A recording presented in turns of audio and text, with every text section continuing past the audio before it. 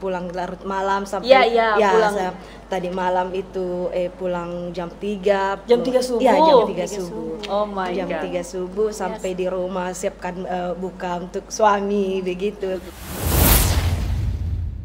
Bismillahirrahmanirrahim. Assalamualaikum warahmatullahi wabarakatuh. Dan apa kabar seluruh teman pemilih dimanapun Anda berada. Senang sekali saya Andi Tenrulang bisa menjumpai Anda kembali dalam podcast KPU Sulawesi Barat 2023. Dan senang sekali karena di studio podcast kita di kantor di lantai 2 kita sudah kedatangan dua narasumber perempuan cantik luar biasa ya. Dari saya perkenalan dulu nih. Ada Kak Nirwana selaku PPK Mamuju. Assalamualaikum Kak Nirwana. Waalaikumsalam. Gimana kabarnya Kak? Alhamdulillah baik. Perjalanan ke sini meskipun bulan Ramadan lumayan panas ya. Tadi suasananya mendukung kayaknya. Mendukung. Iya. Oke. Terus ada Kak Irma Yanti selaku Pantarli dari Kecamatan Mamuju. Assalamualaikum Kak Irma. Waalaikumsalam. Gimana kabarnya Kak? Alhamdulillah. Puasa lancar ya? Alhamdulillah. Iya. Dan teman pemilih, tema yang kita bahas ini sangat menarik ya. Tentunya terkhusus untuk perempuan yang sedang menonton. Karena kita akan membahas tentang perempuan penentu proses dan hasil pemilu tahun 2024. Dan kedua narasumber kita yang datang hadir hari ini itu sudah tepat sekali karena kedua perempuan hebat ini dari KPU Kabupaten Mamuju yang juga hasil rekrutmen dari penyelenggara ad hoc ya, bahwa memang di dalam PKPU aturan itu menjelaskan bahwa setiap penyelenggaraan ad hoc itu memperhatikan 30% perempuan dan disyukurnya bahwa di KPU Kabupaten Mamuju juga itu sudah menerapkan itu karena sudah ada PPK-nya perempuan dan juga Pantarli sebagai penyelenggara ad hoc juga perempuan. Nah, saya ke Kak Nir dulu deh. Kak Nir, bagaimana Kak? Ini pengalaman pertama sebagai PPK atau sudah pernah Kak sebelumnya? Pengalaman pertama. First time. Iya, Oke. Tapi sebelumnya itu pernah jadi PPS juga. PPS. Iya. Oh, PPK pertama, tapi sebelumnya pernah jadi PPS. pernah jadi penyelenggara PPS di Karangpuang. Oh, tahun berapa Kak? Tahun 2020. Oh, baru. Iya. Oh, PPS. Oke. Di Karangpuang. Karangpuang apa ya? Desa Karangpuang. Desa Karangpuang. Iya. Oke. Berarti sudah ada pengalaman sebelumnya. Berarti tahun ini untuk pemilu 2024 Kak Nir ini ada upgrade sedikit dong dari PPS ke PPK. Iya. Baik. Dan kalau Kak Irma ini pengalaman pertama Kak atau sudah pernah? Alhamdulillah ya, pengalaman pertama. Pertama? Iya. Sebagai petugas Pantarli. Sebagai petugas Pantarli. Jadi sama sekali memang belum pernah. Sama sekali belum pernah. Kecuali mencoblos. Oh iya. Sudah pernah mencoblos. Iya, sudah pernah. Tapi sudah tidak asing dong kalau maksudnya sudah pernah ikut pesta demokrasi, hiruk pikuk dan juga ekspektasi kita tentang pemilu itu setidaknya sudah ada gambaran. Dan perempuan hebat ini sudah terlibat langsung nih di dalam pemilu 2024. Saya ke Kak Irma dulu deh. Kak Irma, kalau proses seleksi sebagai Pantarli seperti apa Kak prosesnya? Oke, proses seleksi kemarin waktu Pantarli itu kita melakukan pendaftaran dulu di PPS. Terus diseleksi administrasinya bagaimana. Setelah lulus seleksi administrasi berapa orang yang terpilih? 50 ya. Sekitar 50 Pantarli. Itu khusus Kecamatan Mamuju. Kelurahan Binanga. Oh, Kelurahan Binanga Iya, 50. 50 karena berjumlah 50 TPS. 50 TPS. Jadi dalam satu TPS itu kan ada satu Pantarli, satu orang Pantarli. Baik. Kalau jumlah perempuan kurang lebih berapa Kak? Khusus di Kelurahan Binanga? Sekitar 20-an lebih ya. Oh, lumayan ya. Iya. Itu dari 50 bahkan sudah melebihi kuota 30%. Terus pendaftar kemarin berapa Kak? Kalau pendaftar kemarin itu sekitar 70-an ya. 70-an. Atau iya, 80-an ya. 80-an. Kemudian terpilih 50 orang khusus di Kelurahan Binanga. Kelurahan Binanga. Dan Kak Irma termasuk di dalamnya. Alhamdulillah. Bertugas berapa lama Kak Pantarli? 2 bulan. Dari tanggal 12 bulan Februari. Mm-hmm. Ya. Sampai Sampai Maret Yang jelas sih terhitung 2 bulan, mulai dari tanggal 12. 12 Februari, Maret, April ya. Iya. Berarti sudah selesai Sudah selesai. akhir ini ya, Akhir akhir ini. bulan ini. Baik. Ya, jadi dari 80 sekitar 80 orang pendaftar khusus Pantarli Kelurahan Binanga, Kak Irma masuk dalam 50 besar. Ya, luar biasa ya Kak Irma ya. Karena seperti ini loh. Saya selalu kenapa excited kalau bahas tentang perempuan? Karena menurut saya perempuan itu memang sebaiknya berperan juga di dalam pemilu 2024 ini. Bukan hanya dalam penyelenggara, maksud saya bukan hanya sebagai partisipan saja. Partisipan apa? Yaitu hanya mencoblos saja, misalnya seperti itu. Tapi ketika dia turun langsung dan menentukan kebijakan dalam pemilu 2024 itu amazing, luar biasa. Jadi saya tema ini memang pas ya. Dan kalau saya ke Kak Nir lagi, Kak Nir, kalau proses seleksi penyelenggara ad hoc khususnya PPK Mamuju seperti apa? Kalau penyelenggara ad hoc khusus untuk PPK itu kita mendaftar ada di link Siakba. Oke, pakai aplikasi Siakba. Iya, pakai aplikasi Siakba. Mendaftar, perekrutannya juga di situ, lolos ya, ikut lagi tes CAT. Oke, Iya. ada CAT juga. Iya, ada CAT. Oke, terus setelah itu Kak? Setelah itu saya lolos lagi, terus sudah lolos berapa besar baru ke seleksi wawancara. Oke, Iya. berarti pendaftaran administrasi, Iya. kemudian ke CAT, Iya. terakhir wawancara. Iya, terakhir Oke. wawancara. Dan Situ. setelah wawancara baru pengumuman. Iya, pengumuman selesai itu yang sudah masuk. Oke. Iya. Nah, ini saya penasaran nih, pendaftarnya berapa Kak PPK? Pendaftar PPK kalau di kurang lebih itu 400 Mamuju. Wow, 400 dan cuman memilih 5 orang. Iya. It's a big deal sih menurutku. Penadministrasi sampai ke tahap CAT. Uh. Yang lolos CAT itu sekitar berapa? Lupa. Jadi yang lolos itu dia 10 besar masuk ke seleksi wawancara. Oh jadi Iya. oh iya memang sih dua kali kebutuhan, jadi 10 Iya. orang yang masuk Iya. ke tes wawancara. Iya. Di tes wawancara berapa perempuan? Perempuan berapa? Kalau di Mamuju kayaknya berapa orang? Yang saya lihat kan terbagi-bagi waktunya. Saya kan tidak iya. bersamaan semua. Tidak bersamaan Jadi semuanya. tidak baku ketemu. Tidak ketemu. Iya. Sepengetahuan saya kalau di Mamuju itu saya. Oke. Sendiri. Ya, jadi Kak Irma ini membawahi berapa kecamatan ya? 13 ya? Kabupaten Mamuju. Kabupaten Mamuju. Iya, Iya. semua kecamatan kan? Iya. Kalau khusus Mamuju kecamatan 8, saja ya? 8. Iya, ada 4 kelurahan, 4 desa. 4 desa, 4 Iya, kelurahan. iya. Oke, baik. Dari ratusan pendaftar akhirnya masuk dalam 5 besar itu luar biasa ya tentunya. Jadi prosesnya memang panjang, bukan Iya, hanya panjang. Pantarli juga, tapi juga PPK yang memang harus melewati proses CAT. Artinya proses CAT ini bukan skill seseorang itu memang harus digali. Jadi kan berbasis komputer. Iya. Jadi kita tidak bisa bohong dengan Iya. nilai seperti itu. Baik, ini kita akan lanjut lagi nih pembahasannya tentang apa sih tantangan-tantangan yang dirasakan oleh penyelenggara ad hoc khususnya perempuan selama mereka bekerja sebagai penyelenggara ad hoc di Kabupaten Mamuju. Jangan kemana-mana, tetap bersama kami di podcast KPU Solo. Baik, terima kasih teman pemilih masih bersama kami tentunya di podcast KPU Provinsi Sulawesi Barat. Dan tentunya masih bersama dengan Kak Nirwana dan juga Kak Irmayanti selaku penyelenggara ad hoc khususnya di wilayah Kabupaten Mamuju. Selanjutnya nih, kita sudah masuk di sedikit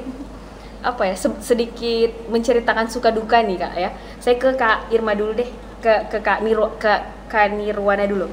Kak, kalau suka dukanya atau kendala-kendala apa saja sih yang dirasakan oleh Kak Nirwana selama menjabat kurang lebih beberapa bulan terakhir? Karena kita tahu nih Kak, karena KPU itu bekerja sesuai dengan hari kalender. Jadi kita misalnya pulang larut malam, apalagi rumah Kak Irma ini di pulau ya, setiap hari harus akses ke Mamuju atau seperti apa dan bagaimana kisahnya? apa ya, kisahnya itu seperti apa? Ya seru juga sebenarnya, seru juga. Capek juga ya? Capek juga. Tapi kan artinya sebelum kita masuk dilantik sebagai PPK itu bahwa integritas kerja kita itu 24 jam, tidak ada hari libur. Pokoknya apa, bersama KPU kita bahagia. Betul. Begitu. Jadi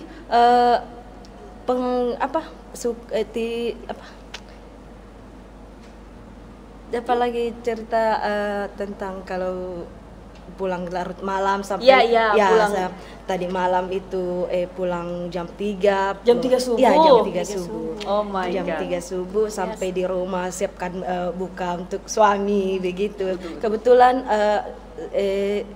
sampai di rumah bukan suami enggak tidur sampai sholat subuh. Jadi persiapan lagi untuk podcast ini begitu. Jadi memang kerjanya betul-betul ekstra. Iya, ya? ekstra untuk sekarang karena persiapan untuk pleno. Persiapan pleno tahap pertama DPS untuk DPS. Begitu. Nah, ini tanggapan keluarga sendiri seperti apa, Kak? Kalau alhamdulillah untuk tanggapan keluarga itu sudah Lego ya. Sudah, artinya karena sudah kita jelaskan bahwa kerjanya itu di PPK itu seperti ini, begitu. Jadi memang selama ini sering pulang malam, sudah terbiasa. Iya. Tapi kalau dari sisi lingkungan kerja sendiri, misalnya sebagai perempuan, alhamdulillah masih bisa menyesuaikan dengan waktu dan keluarga juga, Kak ya? Iya, masih bisa. Wah, luar biasa, sampai jam 3 subuh, sampai sahur, Kak ya? Iya, sampai sahur. Baik, kalau Kak Irmayanti nih Kak, suka dukanya atau kendala-kendala apa sih yang dilaksanakan selama proses pendataan atau coklit kemarin? Oke, ya sukanya itu kalau Pantarli ya, sukanya itu alhamdulillah kita bisa bermasyarakat. Oke. Kita bisa berinteraksi banyak orang, itu sukanya. Kalau dukanya ya dukanya kalau kita turun lapangan untuk mendatangi rumah warga satu persatu, itu biasanya kalau warganya tidak ada ya, rumahnya kosong. Biasa kita pulang balik sampai 9 kali loh. Oh, astaga. Maksudnya Rumahnya ada yang sampai 9 kali begitu, iya, Kak? rumahnya masih kosong. Kebanyakan keluhan teman-teman Pantarli juga begitu. Jadi inisiatifnya kemarin itu Pantarli itu bikin catatan ya di kertas selembar, itu ditempel di pintu rumah warga tersebut yang biasa didatangi sudah berkali-kali tapi belum ada orangnya. Ya, jadi ditempel di situ nomor HP Pantarli dan dituliskan kata-kata bahwa kami dari petugas pemutakhiran data ingin mencocokkan data pemilih. Jadi kalau bisa segera mungkin Pantarlinya dihubungi. Karena ada ya sudah dicatat nomor WA-nya di situ. Dan itu ada yang menelpon? Ya alhamdulillah sebagian ya ada yang merespon. Oke. Jadi yang kedua itu kalau misalkan teman-teman yang mendata di bagian pelosok ya, karena biasa akses lorong-lorong itu akses motornya ya tidak bisa, jadi akses jalan ya harus kita jalan kaki. Nah, kalau mendaki ya kita mendatangi rumah warga satu persatu begitu. Jadi kalau Kak Irma ini kurang lebih berapa data yang didata? Berapa warga yang didata? Kalau saya itu 299. Khusus di Binanga ya? Khusus di Binanga TPS 29. TPS 29. Iya. Jadi memang dukanya itu jalanannya, kemudian ada tidak sih warga yang kira-kira misalnya dalam tanda kutip tidak menerima atau tidak mau memberikan informasi atau menolak, ada tidak yang merespon seperti itu? Kalau di kawasan saya di TPS 29 alhamdulillah enggak ada ya. Oh iya. Oke, alhamdulillah, tapi mungkin teman-teman sebagian ada yang mengalami hal seperti itu. Iya. Jadi ada yang mungkin dia memang kurang paham dengan pendataan, sehingga penjelasan. Iya, makanya saya bilang tadi nih teman pemilih bahwa memang PPK dan juga Pantarli itu meskipun Pantarli ini cuman mencoklit kurang lebih 2 bulan, tapi titik tombaknya itu memang ada di Pantarli. Ketika data itu keliru, pasti Pantarli akan dipertanyakan ya seperti itu. Jadi Pantarli ini dianggap sebagai ujung tombak. Betul. Ya, jadi kalau salah tombak KPU. Iya. salah semua bidata kan. Iya. Seperti itu. Baik, ya saya ke Kak Nirwana lagi nih. Kak, kalau boleh dijelaskan nih untuk sekedar informasi juga untuk teman pemilih yang menyaksikan kita hari ini, apa sih tugas-tugas Kak Nir selama menjabat sebagai pelaksana ad hoc? Kalau tugas saya sendiri ya sebagai penyelenggara di PPK Kecamatan Munjul, saya bagian SDM. Bagian SDM. Iya, Oke. untuk bersosialisasi, penyampaian kepada masyarakat bahwa jangan lupa Pantarli akan datang ke rumah, persiapkan KKTA, persiapkan nikta untuk menerima Pantarli, bahwa jangan sampai datang ke rumah ditutup rumah bahwa dibilang pembawa sumbangan. Makanya kemarin disampaikan ke Pantarli bahwa kalau turun di lapangan harus menggunakan atribut, jangan sampai dibilang pembawa sumbangan lagi begitu. Karena kan biasanya orang masyarakat itu kalau turun ada datang pendata nah bilang peminta sumbangan begitu. Iya, betul. Jadi harus lengkap dengan iya, atribut. harus lengkap dengan atribut. Jadi kebetulan kita dari PPK juga sudah membagikan semua atribut itu. Ada topi, ada rumpi, dan ada ID card juga. Iya. Kalau total Pantarli semua untuk Kecamatan Mamuju sekitar berapa, Kak? Kalau di sekitar berapa? 160 lebih. 69 seluruh ya. Iya. Untuk 4 kelurahan 4 dan kelurahan desa 4 itu ya? Desa, iya. Baik, sekitar 8. Ya, oke. Nah, kalau Kak Irma, apa sih kerjanya Pantarli sebagai informasi untuk teman-teman? Oke, jadi Pantarli itu adalah sebagai petugas pemutakhiran data pemilih. Iya. Jadi Pantarli itu adalah bagian salah satu terpenting dari Pemilu ya? Pemilu tahun 2024 nanti. Jadi secara posisi itu berada di bawah PPS, panitia pemungutan suara. Baik, iya. Jadi betapa pentingnya Pantarli dan PPK juga ya sebagai penyelenggara ad hoc. Ya, kita akan lanjutkan lagi nih teman pemilih setelah yang satu ini. Jangan kemana-mana dulu, tetap bersama kami di podcast KPU Provinsi Sulawesi Barat.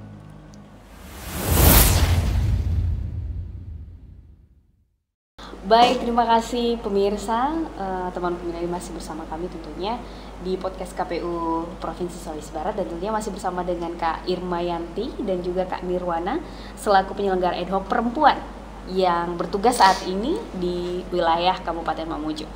Baik, saya ke Kak Irma dulu deh. Kak Irma, kira-kira ini sebagai perempuan selama menjalankan tugas sebagai petugas Pantarli kurang lebih 2 bulan, apakah Kak Irma merasa itu berat atau seperti apa sih?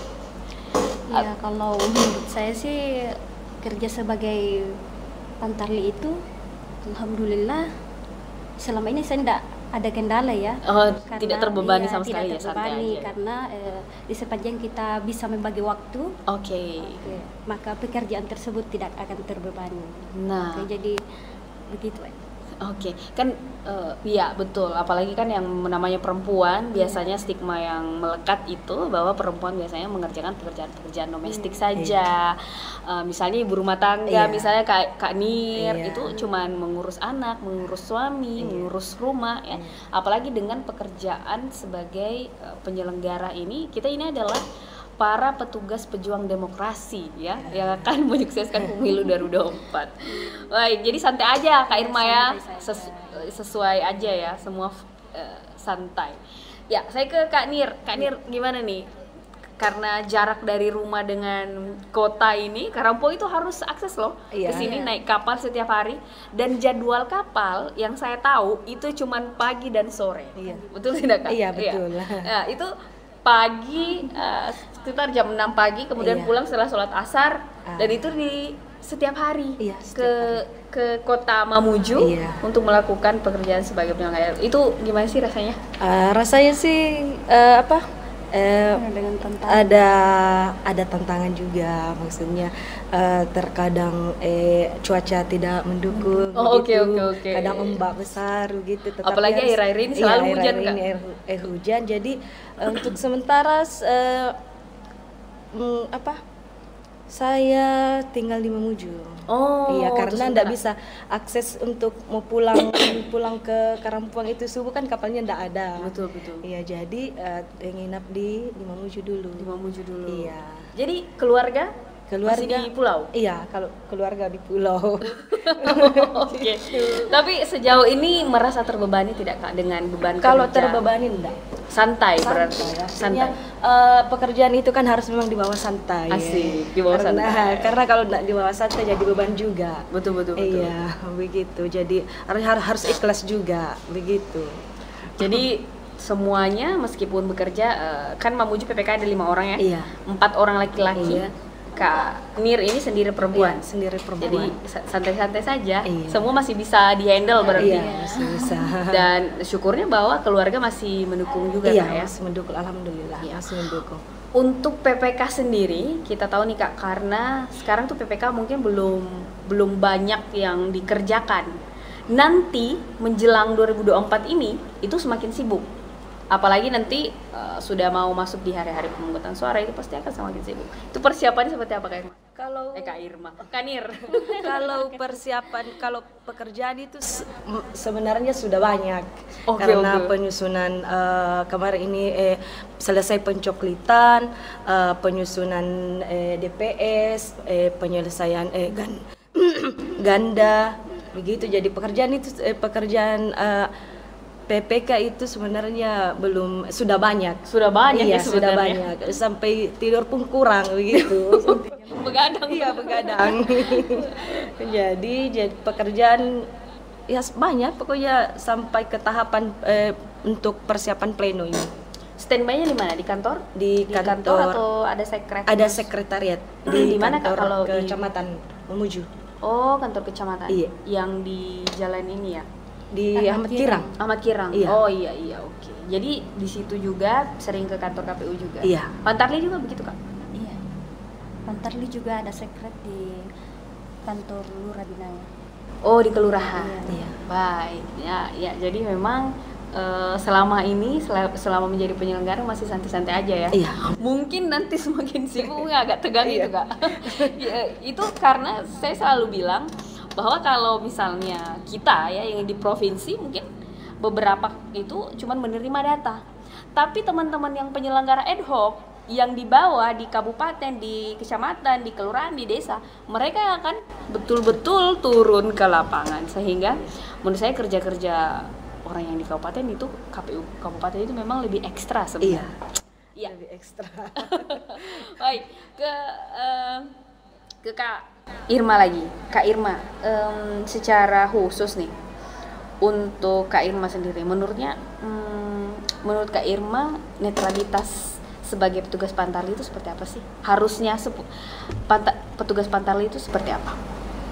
Petugas Pantarli itu ya Pantarli itu turun ke lapangannya secara Iya. langsung mencocokkan Data ya. data pemilih. Oke. Dan dia menyusun data tersebut untuk menyetornya ke PPS. Setor kepada PPS dan berkoordinasi untuk membantu PPS dalam proses dalam menyusun laporan data pemilih yang melalui proses pemutakhiran, yang sudah melalui proses pemutakhiran gitu. Jadi memang seharusnya bekerja sesuai aturan saja. Iya. Iya, mendata. Tapi sejauh ini berarti semua sudah selesai didata Kak ya? Alhamdulillah. 290 sekian itu Alhamdulillah ya, sudah 299 itu sudah selesai. Semua datanya sudah Iya, masuk?